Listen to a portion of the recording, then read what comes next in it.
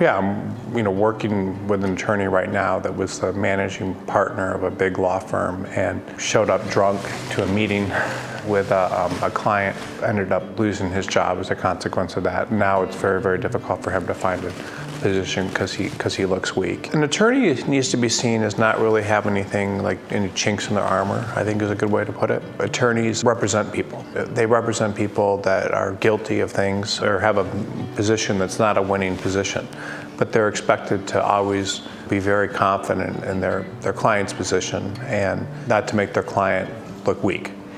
And so that's kind of just a whole big part of the legal profession, is they need to be able to be very straight-faced no matter what the issue is. And so when an attorney has problems, like with their performance or getting fired or something, they're expected to be the same way. Like everything needs to be very positive, and they can't act like they were fired, and they can't, there can't be anything wrong with them, and they need to be very, very cognizant about defending themselves and their own brand. If the attorney's seen as weak, they're much less employable, for one. They're almost kind of pushed aside in the legal profession. And so there's this whole thing that's difficult for attorneys. They're kind of expected to look like professional and not have any weakness to them, and if they do, they're unemployable. I remember when I was a summer associate, this partner that had the most business, he walked into a room, he needed to look like the most impressive person there from the standpoint of the knowledge and how he was dressed and how he carried himself and everything, because if someone was paying all this money, that they needed to look very strong. Because an attorney's judged on their mind and how their mind functions and their ability to spot issues and stuff, and the people are always looking to kind of break through that in some way, like to see the weakness in the argument, or to see the weakness in the person's presentation, or to see the weakness. And so anytime we see a weakness, we move in and kind of move in for the kill. And that's what attorneys are trained to do. And if an attorney does that with themselves, it becomes much more difficult, because then there's just kind of this weakness. Attorneys, because that psychology is like part of who they are, they tend to react very, very harshly, and they take it out on themselves by, having a lot of anxiety, being angry. They'll be so afraid of having weakness associated with them among other people because they're so concerned about what other people think. A lot of times they'll leave the profession, or they'll take a job that's completely beneath them. I know people that have become waitresses and left the practice of law and done just, stupid things like work in a coffee shop. There's nothing wrong with working in a coffee shop, but to go from making a couple $100,000 a year to working in a coffee shop is a pretty extreme reaction to that. The other thing too that's I think important to understand about attorneys and this whole thing about getting fired and worrying about it is, being an attorney is a very middle-class profession. What they always say about the middle class is the middle class always cares what people think about them. They don't want to be like the lower class, so they make fun of the lower class and they try to do things to avoid being like the lower class. They don't want to be like the upper class. They're not like the upper class, so they try to adopt the behaviors and so forth, but they don't want to be seen as a bad person or negatively by the upper class. And so there's this whole thing where they're kind of in there and they're very concerned. They're concerned about education. They're concerned about these things that a lot of people that are maybe you would consider upper class necessarily aren't. And they're working for people that have big businesses. They're working for big companies. And so they're dependent for their psychology on the approval of these companies and these people that are doing very big things. And so to have that disapproval can be very upsetting for them. It's the same thing with them going to school and colleges. Like they want to have the approval of professors, and then it's to get the best job and to get into the best firm and the best law schools. So it's this whole kind of psychology where you never want to fail. If an attorney's been spoken to harshly about their performance, a lot of times an attorney's hours are low. They'll say something about their hours. The most logical response to that is if they say something about your hours, you need to get your hours up. And that means going around and asking for work, spending as much time as you can on the projects that you're assigned. It means basically doing whatever you can to get your hours up. That's one of the main jobs of an attorney, is to have very high hours. A lot of times attorneys will make stupid mistakes, especially younger attorneys. If you're making stupid mistakes, a lot of times it's just a question of not being careful enough. So you need to fix that immediately. And that could be typos, it could be all sorts of things. I was working with a fourth or fifth year attorney at Arnold & Porter recently, which is a big firm in Washington, D.C. And he was still making stupid mistakes and was asked to find a job because of that. And if your hours are low, a lot of times that's because you don't have a reputation of doing good work. So you may need to look for a job. if people aren't giving you work. But stupid mistakes means, if you're talked too harshly about it, means fix it immediately. Like, there's no messing around. This is important. It's just as important as getting into a good law firm. You need to fix it because attorneys are expected to be very, very thorough and not to have mistakes get by them. But the big thing to remember is you're spoken harshly about your performance. Law firms really don't want to hire your replacement. It's expensive, it takes a lot of time. It's not good when people leave because they tend to talk negatively when they're leaving the door. Law firms want to keep people around if they're halfway decent. If you are told to look for a position, you obviously need to look for a position. The final thing to consider, I think, is everyone being spoken to harshly? Because if everyone's being spoken to harshly, then they're probably trying to thin the firm out for economic reasons. There's mistakes, and then there's serious mistakes. And serious mistakes can materially just completely blow your brand. I can think of lots of people that have made serious mistakes. When I was at a firm once, an attorney was working on a case, decided to call a reporter to talk to him about the case, which was astonishing because he was only like a second or third year attorney, had no business calling a reporter. He very quickly, was told to look for a job and found a new one. He might have even done it on his own because he knew he was out. It was just a dumb thing to do. Saw another attorney get drunk at a firm retreat, grab the breasts of the general counsel of, I believe it was Mattel, which is just crazy. That was a serious mistake where he had to, look for a new job. People just make serious mistakes. There's something that requires the firm to spend tens of thousands of dollars to fix an error. A lot of times, a very serious mistake. And so there's some things that just completely damage your brand. There are instances in a lot of firms where an associate will work for one partner or a couple partners that are very close, and it may be in a niche practice area, like you may be in a large law firm and they may have 3 bankruptcy attorneys. If you make a mistake working for one of them, they'll stop giving you work. I knew of an attorney when I was practicing that was caught talking negatively about a partner that was giving him all this work. That partner was very upset by it because he said a lot of mean things, and it got back to him, and I think it may have been as simple as an email or something that the partner ended up reading, and he stopped giving the guy work, and that guy didn't have any work and he had to look for a new job.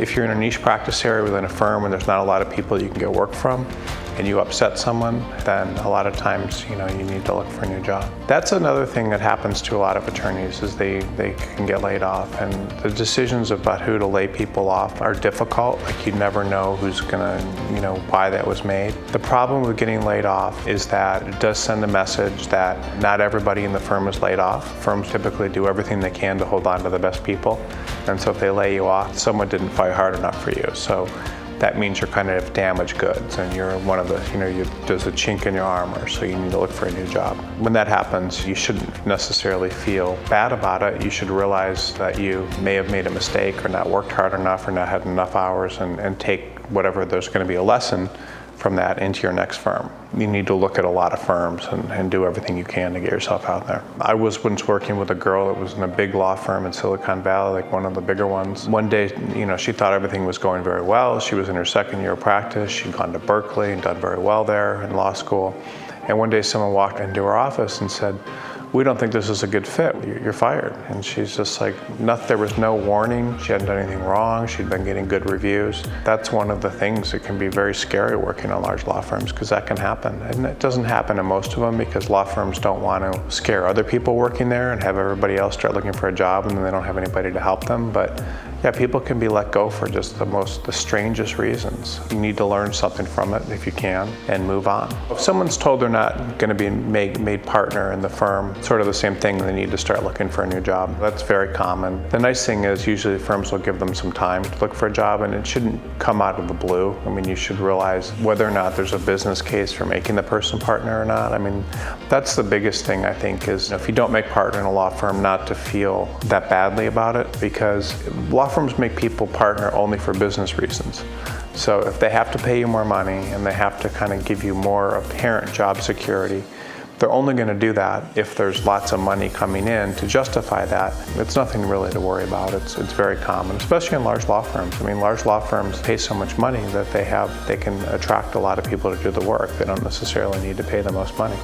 People can be paranoid, and attorneys a lot of them are paranoid by nature. So if you haven't been spoken to, you should be getting a sense that there's problems with your performance. That sense is generally going to be the people that are in charge of evaluating you don't make eye contact. They're not giving you assignments. They're not including you on things they normally included you on. When you're just kind of picking up all sorts of subtle signals, that's a reason to be scared. At the same time, law firms are so weird and people are so weird that it may not mean anything. Asking someone if there's a problem with their performance or how things are going and so forth is a very normal way to deal with those kind of issues, and that's how you should. And if you're getting vague and indirect answers, or people are just being completely upfront with you, like there's some problems with your performance, blah, blah, blah, you may want to start looking for another job. But not necessarily. You just need to kind of keep your ear to the ground for other opportunities always as well, because a law firm may tell you that there's problems with performance but not expect you to look. But then 6 months down the line, they'll let you go and say, we warned you, there were problems, even though that might have not meant anything if the business was going well for them. If an attorney's not getting any work and other attorneys in your practice area are, and that goes on for some time, then you should definitely look for a new job. If you're not getting any work and it's a kind of an overall thing in your practice area, then you should think about, what does this mean? Does it mean I'm probably going to lose my job? And in a lot of cases it will. I've seen instances like during recessions where firms will, I'm thinking again of, Silicon Valley, but we're a firm in Silicon Valley, a very successful firm, but they didn't have enough corporate work. So when all their first year associates showed up, they put them all in a separate building without any work to do. Everyone was like, this is insane. Like, we're going to lose our jobs. And that's a sign probably you're going to lose your job if you're put in a separate building where there's no work, because they don't want you to kind of undermine the people that are around you. If you're not getting any work, if others are getting work, then you have a problem. If there's no work in your practice area, you may have a problem. And a lot of times in litigation, like a bunch of cases will settle in rapid succession, and the firm won't have any work for a while, and that's okay. But there's systematic things. Like there was a big Supreme Court case that came down limiting patent trolls, for example. That created all this dramatic drop in patent litigation.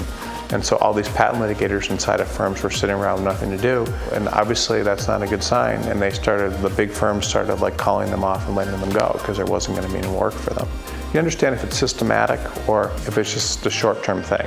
At certain firms, if you don't have any business and you're a non-equity partner, the firm will make you a non-equity partner before making you a partner in most cases. They'll expect you to stick around if you get the title, but they'll give you a couple years to kind of find clients and to bring in clients. You need to watch what happens to non-equity partners who don't generate business after a certain length of time. So if you don't, and you're kind of coming up against a few-year period where that's important and you don't have any business, then you probably want to start looking for a job. Most partners have a very good sense of kind of where they're at because they're involved in the leadership ranks of the firm, or they know people and they can get information. So they pretty much have an idea when they're going to lose their jobs or if they're going to lose their jobs, and it's generally going to be based on their hours. But I know of lots of partners in major law firms. I know some of them making 7 figures and don't bill over 1,000 hours a year and have them for years. It depends on the firm. A lot of times entire groups will pick up and leave. A lot of times they'll take the only people that the acquiring law firm wants are partners that have business. If you are left behind, you're an associate or you're a partner without business and nothing to do, then yeah, you probably should start looking for a job if you don't have any work. And it happens all the time. You should also be aware too, there's groups of attorneys and partners and firms that move between firms all the time. What'll happen is these partners will kind of land in one firm and they'll have business. The firm will say, we'll pay you this much. And the firm will pay them a lot of money, and then the next year the firm will get a little greedier and say, oh, we can't pay you this much money the next year, we're going to have to cut your compensation a little and raise the amount of business we expect you to bring in. And they'll do this with the partners a couple times, and the partners will leave and go to a new firm. And then the partners, same thing will happen in the next firm, and they'll leave and do the same thing in the next firm. It's obviously much more complicated than that, and sometimes these partners move in are very caustic and have bad personalities, but it usually comes down to compensation, and so they're just continually jumping between firms. And in the interim, when they go to a new firm, there'll be people that they hire and so forth. The new firm will hire, and those people will be often left behind when the partners leave again.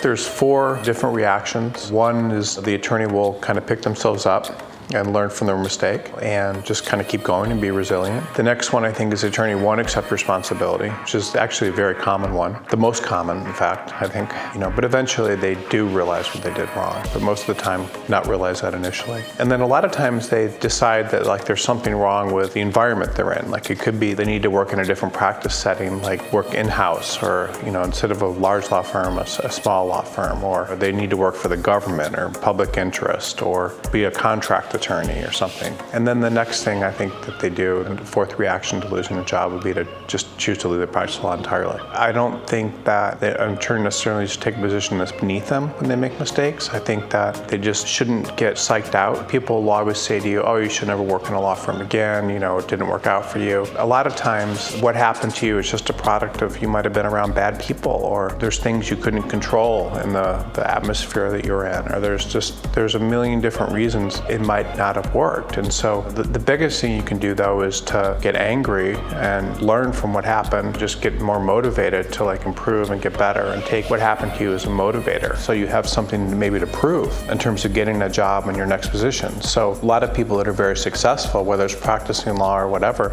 they have something to prove. So if someone did something wrong to you or an organization wasn't good for you, do the best you can at whatever you do. And then of course, if you're not fired, I think the most important thing you can do is just drastically improve your performance. Just go over the top, just do everything you can. If your hours are too low, build even more hours than the next person. Get a reputation for not making any mistakes and having like a flawless work product, that sort of thing. There's a lot of people that will never admit their errors. That to some extent is a product of being an attorney. That's why I said, an attorney doesn't want to show any weakness. They just want to deny.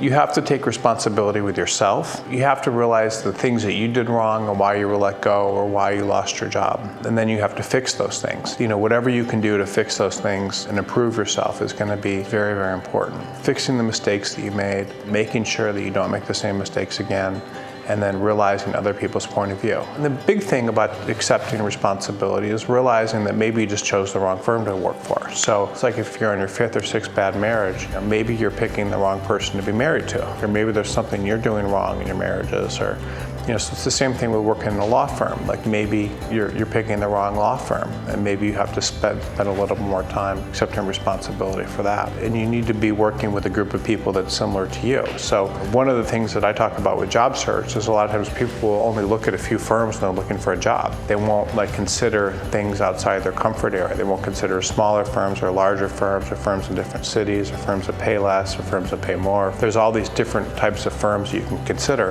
and they won't do that. And so if a person will consider more firms and look at a lot more options, they'll tend to do much better. I think it's important for someone to, just like with the relationships with people, to do that, to look at a lot of places and find the right group.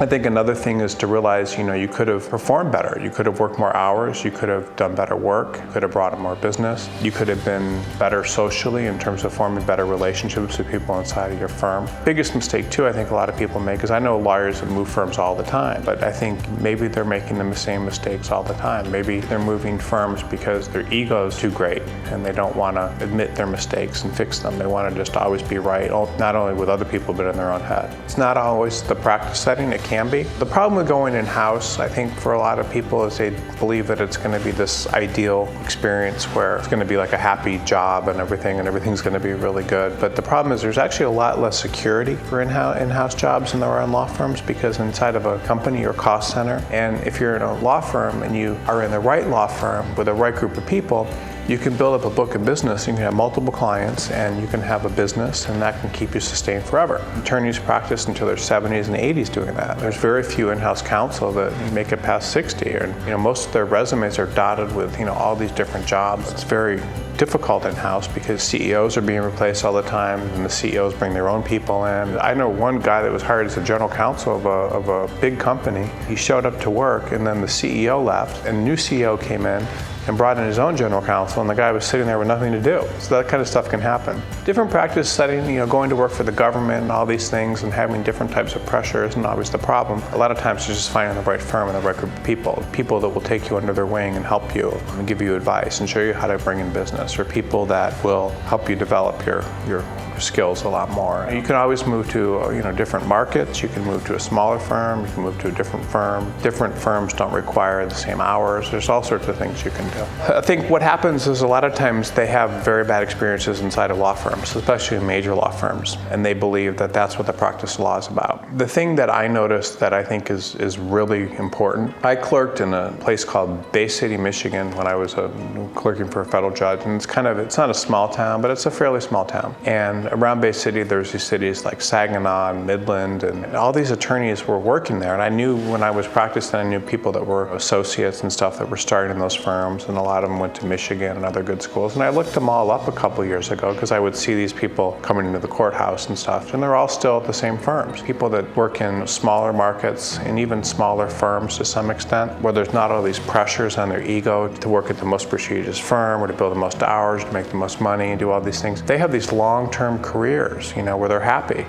and where they're not jumping out of the practice of law and leaving firms all the time and stuff. So I think there's a real benefit to smaller and mid-sized markets, and I don't think you have to leave the practice of law because you had a bad experience in a major law firm in a huge city. I mean, that's crazy. And people do all the time. I mean, I know so many people that have left just because they had a bad experience. Like, they go to a great law school where they do really well, and then they go to a huge firm and they're there for several years, and then they think this is all there is, and then leave the practice of law because they have a bad experience because they get fired or something bad happens. You should be concerned about being happy, not how other people see you.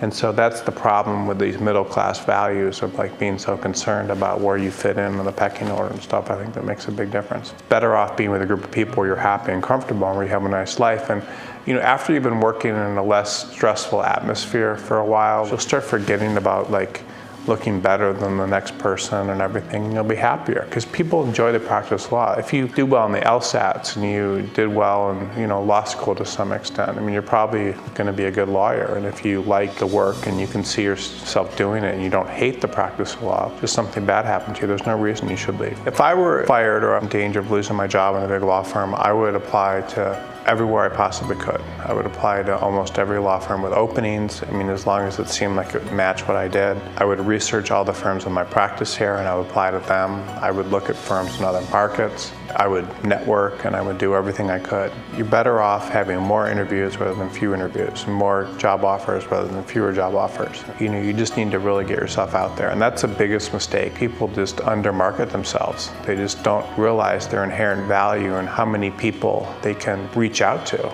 I had this funny experience where I was talking to this partner in a law firm that had gotten divorced, and he said something like, "I've been out on 85 dates in the past 6 months."